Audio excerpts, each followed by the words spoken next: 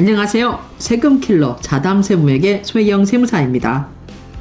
여러분 잘들 지내고 계신가요? 날씨가 쌀쌀합니다. 이 쌀쌀한 날씨에 여러분 건강 유념하시고요. 오늘은 최근에 나온 따끈따끈한 대법원 판례에 대해서 소개시켜 드리도록 하겠습니다. 요즘 한간에는 좀 이슈화되고 있는 사안 중에 하나가 상속세, 증여세에 대한 세율 구간과 그리고 과표 구간에 대해서 지금 얘기가 나오고 있잖아요. 우리나라의 상증세가 솔직히 말씀드리면 다른 나라에 비해서 좀 과도한 것, 이제 과중한 것은 사실이긴 합니다. 세율도 좀 높고요. 그리고 과표 구간도 굉장히 협소합니다. 그러니까 요즘 웬만해서는 상속세 부담이 이제 많이 발생을 할 수가 있습니다. 이유 중에 하나가 뭐라고 생각을 하세요, 여러분? 맞습니다. 부동산 가격이 많이 상승을 했죠. 그죠? 그리고 요즘 이제 상속인들, 피상속인들 분들이 자산가가 많고 그러다 보니까 아무래도 상속세 부담이 어떻게 보면은 과거에는 있는 자만이 이제 내는 세금이라 그래가지고 부의 편중이 발생을 하다 보니까 소수만의 얘기였다면 최근에 들어서는 이게 대중화되고 있는 세무기인 것 같기도 합니다. 그래서 오늘은 이 상증세와 관련된 그 내용을 여러분 제가 최근에 나온 대법원 판례와 결부시켜서 그 내용을 소개시켜 드릴 텐데요. 제목은 제가 화면을 바꾸어서 이제 말씀드리도록 하겠습니다. 제목은 배우자 상속공제의 필수적 요건은 무엇일까입니다. 자, 2023년 11월 2일 선고된 사안입니다. 여러분, 사건 번호가 2023-2입니다. 올해 사건이에요. 그렇기 때문에 굉장히 따끈따끈한 중요 판결입니다. 사건의 개요를 좀 저랑 같이 보시면은요, 이제 돌아가신 분 망인이 부동산을 매도하기로 하는 매매 계약을 체결을 하고 잔금을 지급받지 아니한 상태에서 공교롭게도 사망하여 상속이 개시가 되었습니다. 공동상속인들은 원래는 이제 부동산 등기법에 따라서 그 공동상속인들 앞으로 상속재산 분할 협의를 하고 한 다음에 상속 등기를 마치고 나서 그리고 나서 매수인과 이제 소유권 이전 등기를 해주는 그런 단계를 거쳤어야 되는데 이러한 상속인들 앞으로 소유권 이전 등기를 하지 아니한 상태에서 피상속인 명의에서 매수인 명의로 바로 소유권 이전 등기를 마친 후에 이 사건 부동산에 관하여 배우자 상속 재산 분할을 하였음을 전제로 한 우리 상증세법 제19조 배우자 상속공제를 적용을 해서 상속세 신고 납부를 하였습니다. 여러분 아시는 분은 거의 아시겠지만 상속세와 관련돼서는 여러분 100이면 100 상속세와 관련된 세무조사가 무조건 나옵니다. 상속재산이 이제 총액입니다. 총액이 50억 원을 넘어가면 무조건 상속세 사후관리 대상이니까 이 점 유념하시고요. 자, 이어서 보시면은 이제 세무서는 이러한 상속인들이 상속재산 분할 협의에 따른 배우자 명의 분할 등기를 격려하지 않아 상증세법 제19조 2항의 배우자 상속공제 필수적 요건을 겸비하지 못했다라고 보아가지고 상속세를 결정 고지하였습니다. 이러한 국세청의 입장에 대해서 어떻습니까? 우리 상속인들은 당연히 이의를 제기했고 소송을 제기한 사건입니다. 본 내용과 관련돼서 관계법령 우리 상증세법 제19조 배우자 상속공제 그 내용을 좀 보시면은요.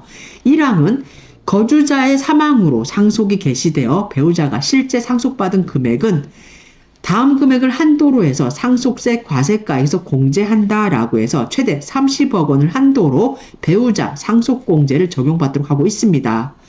이어서 동조 제2항에서는요. 이러한 배우자 상속공제는 상속세 과세표준 신고 기한의 다음날로부터 9개월이 되는 날, 즉 배우자 상속재산 분할 기한까지 배우자의 상속재산을 분할한 경우에 한하여 적용을 합니다. 이 배우자의 상속재산을 분할한 경우라고 하면 사례처럼 부동산인 경우에는 등기, 등록, 명의개서 등을 반드시 그 이행을 하여야 당해 배우자 상속공제를 적용받을 수가 있습니다. 또한 이 경우 상속인은 상속재산의 그 분할 사실을 배우자 상속재산 분할 기한까지 납세지 관할 세무서장에게 신고하도록 의무로 규정을 하고 있습니다.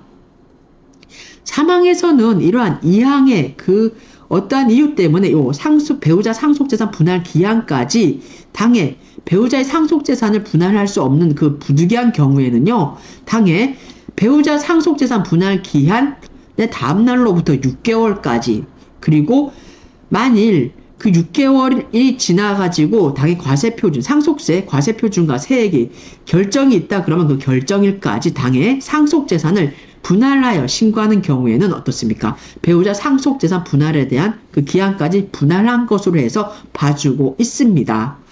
이러한 배우자 상속공제와 관련돼서 우리가 조금 더 관련 집행기준을 저와 같이 더 보시면은요, 배우자 상속재산 분할 기한은 우리 집행기준에서는 또한 뭐라고 얘기하고 있냐면, 한 번 더 보시면, 배우자 상속공제를 적용받기 위해 배우자 상속재산 분할 기한은 상속세 과세표준 신고 기한의 다음 날까지 9개월까지이며, 등기, 등록, 명의개서 등을 요하는 재산인 경우에는 이 날까지 반드시 배우자의 명의로 등기, 등록, 명의개서 등을 하여야 배우자가 실제로 상속받은 재산을 일정한 한도 내에서 상속공제를 적용받을 수가 있다라고 해서 우리 집행기준은 얘기를 하고 있습니다. 또한 배우자 상속재산 분할기한 연장과 관련돼서도 우리 집행기준에 그 규정을 하고 있는데요. 좀 더 보시면 배우자 상속재산 분할 기한까지 부득이한 사유로 배우자의 상속재산을 분할할 수 없는 경우, 즉 부득이한 사유가 두 가지가 있는데요. 어떤 경우냐면 상속인 등이 상속재산에 대하여 상속회복 청구의 소를 제기하거나 상속재산 분할의 심판을 청구한 경우, 그리고 두 번째는요, 상속인이 확정되지 아니하는 부득이한 사유 등으로 배우자 상속분을 분할하지 못하는 사실을 관할 세무서장이 인정하는 경우, 이러한 경우에는 부득이한 사유를 입증할 수 있는 서류를 첨부를 해서 배우자 상속재산 미분할 신고서를 배우자 상속재산 분할 기한까지 납세지 관할 세무서장에게 신고하는 경우로서 배우자 상속재산 분할 기한 부득이한 사유소가 제기되거나 심판 청구로 인한 경우에는 당해 소송이라든가 심판 청구가 종료된 날에 다음 날로부터 또한 6개월이 되는 날까지, 그리고 아까 얘기 들었죠. 6개월이 경과돼서 당해 상속세에 대한 과세표준이라든가 세액이 결정이 됐다 그러면 그 결정일까지 당해 상속재산을 분할하여 신고한 경우에는 어떻습니까? 이때는 부득이한 두 가지 사유인 경우에는 배우자 상속재산 분할 기한 이내 분할한 것으로 보아서 6개월을 당초에 배우자 상속재산 분할 기한으로부터 6개월을 더 연장해서 봐주고 있습니다. 자, 제가 배우자 상속공제와 관련돼서 여러분 이제 관계법령 우리가 상증세법 제19조를 받고 당해 19조에 따른 집행기준까지 봤잖아요. 이러한 사안에 대해서 우리가 어떻습니까? 이 사건의 전말을 우리가 앞서 살펴봤잖아요. 이 사건 전말에 대해서 우리 대법원은 뭐라고 얘기를 하고 있냐 하면은 저랑 같이 보시면은 우리 상증세법의 그 19조 1항은 거주자의 사망으로 배우자가 실제 상속받은 금액은 일정한 한도, 즉 30억 원을 최고 한도로 해서 상속세, 과세가에서 공제하도록 규정을 하고 있고, 19조 2항에서는 배우자 상속공제는 상속세 과세표준 신고 기한의 다음 날로부터 6개월이 되는 날, 그러니까 배우자 상속재산 분할 기한까지 배우자의 상속재산을 분할한 경우에 적용을 한다라고 해서 우리가 규정을 두고 있잖아요. 이 규정은 배우자 간의 그 상속이 수평적 이전이고 세대 간 이전이 아니라는 거예요. 그리고 이를 감안해서 상속재산 중에 일정 비율까지는 과세를 유보한 후에 하신 그 배우자가 사망할 때까지 과세하도록 하는 이른바 1세대 1회 과세 원칙과 잔존 배우자의 상속재산에 대한 기여 인정 및 생활보장을 반영하기 위한 것이라고 이제 그 취지에 대해서 대법원이 얘기를 하고 있습니다. 그리고 상증세법 제19조 제3항에 부득이한 사유로 배우자 상속재산 분할 기한까지 당해 배우자의 상속재산을 분할할 수 없는 특별한 사정이 없는 한 우리가 상증세법 제2항 후문에 상속재산 분할 신고는 우리가 그 문헌이라든가 취지 등을 봤을 때 상속인으로 하여금 배우자 상속재산 분할 기한까지 상속재산의 그 분할 사실을 관할 세무서에 신고하도록 협력 의무를 이제 부과한 것에 불과하다라고 해서 배우자 상속공제의 필수적 요건은 아니라고 보았습니다. 따라서 어떻습니까? 우리가 사례에서 원래는 상속인들 앞으로 상속 등기를 다 치고 나서 배우자 상속공제를 이제 받았어야 되는데 사례에선 그렇지 못했잖아요. 그렇기 때문에 우리 대법원에서는 뭐라고 얘기를 하고 있냐? 원심이죠. 원심이 이제 우리가 그 항소심이 재산 분할 이제 상속재산 분할 신고를 배우자 상속공제 필수적 요건으로 설시한 제 상증세법 제 19조 2항 후문은 적절하지 않지만 배우자 상속공제 여건을 갖추지 못하였다라고 보아 이 사건 처분이 적법하다라고 판단하는 원심 판결을 수긍하고 상고를 기각한다라고 했습니다. 즉, 한 번 더 보시면은요. 부동산에 관한 상속재산 분할 협의의 사법상 효력 유무라든가 포괄 승계인인 상속인이 직접 등기를 신청할 수 있는지 여부와는 별개로 상증세법상 배우자 상속공제를 적용받기 위해서는 상속재산인 이 부동산에 관하여 상속재산 협의 분할에 따른 배우자 명의로 등기가 반드시 필요하다는 점을 집중해서 얘기하고 있습니다. 따라서 우리가 어떻습니까? 원고들이 지금 상고를 했잖아요. 이러한 원고들이 상고에 대해서 대법원은 기각을 하였습니다. 한 번 더 말씀드리면 우리가 상증세법으로 올라가가지고 한 번 더 볼게요. 이 항에서 배우자 상속공제는 어떻습니까? 배우자 상속재산 분할 기한까지 어떻습니까?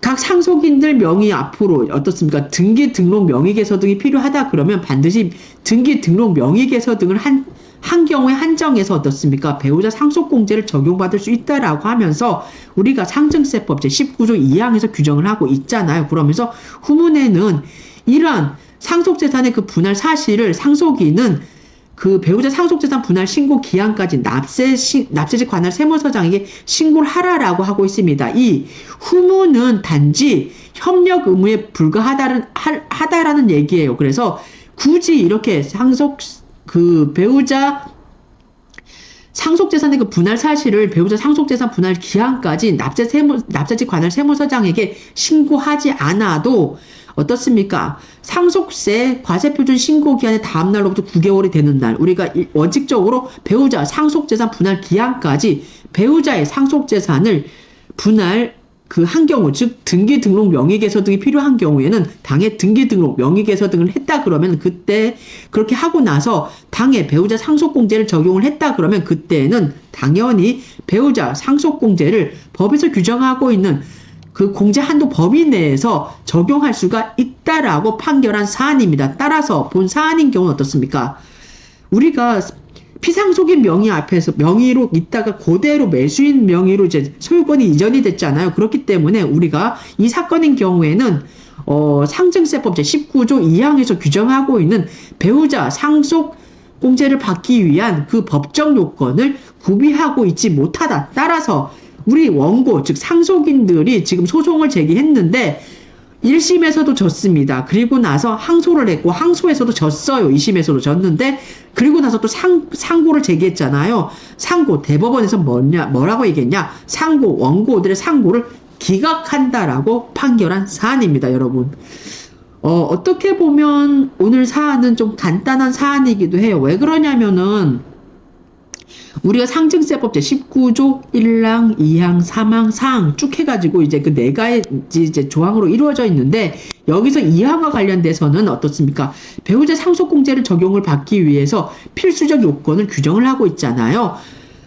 망인의 명의, 피상속인 명의로 있는 그 재산에 대해서 어떻게 부동산에 대해서 계약이 이제 돌아가시기 전에 계약을 했는데 잔금을 지불하기 이전 지불받지 못하고 망인이 돌아가셨어요. 그리고 나서 이 잔금을 어떻게 해야 되느냐? 상속인들 앞으로 소유권을 다시 이 상속 등기를 소유권 보존 등기를 하고 나서 그러니까 상속에 따른 그 소유권 이전을 하고 나서 매수인 앞으로 소유권이 이전돼야 되느냐, 아니면 망인, 피상속인 명의에서 그대로 매수인 앞으로 소유권이 이전되어도 당해 상속공제, 배우자 상속공제가 적용되느냐, 안 되느냐, 이 건에 대한 논점이잖아요.